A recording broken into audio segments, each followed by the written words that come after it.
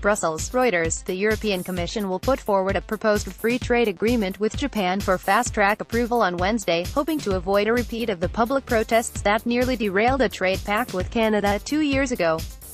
The European Union and Japan concluded negotiations to create the world's largest economic area in December, signaling their rejection of the protectionist stance of U.S. President Donald Trump.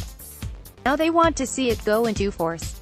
The agreement would remove EU tariffs of 10% on Japanese cars and the 3% rate for most car parts.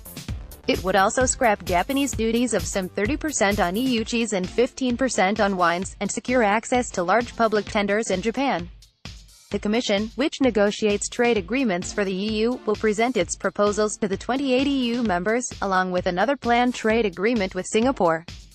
EU countries, the European Parliament, and the Japanese Parliament will have to give their assent before the trade pact can start. The EU is mindful of protests against and criticism of the EU-Canada Comprehensive Economic and Trade Agreement (CETA) in 2016, which culminated in a region of Belgium threatening to destroy the deal. It provisionally entered force last September. Both Brussels and Tokyo want to ensure the agreement can enter force early in 2019, ideally before Britain leaves the EU at the end of March. If it does, it could apply automatically to Britain during a transition period until the end of 2020. Otherwise, it might not. Many of Japan's carmakers serve the EU from British bases, and it has said having a deal in force during the transition would buy it more time to establish a separate trade agreement with Britain.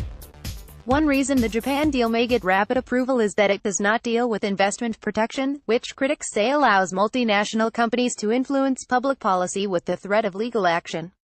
The agreement could then enter force after approval by the national governments and the European Parliament, rather than also having to secure clearance from national and even regional parliaments.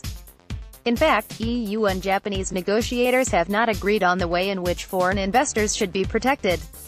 Reporting by Philip Blenkinsop, editing by Robert Jan Bartonek, Larry King. Standards. The Thomson Reuters Trust.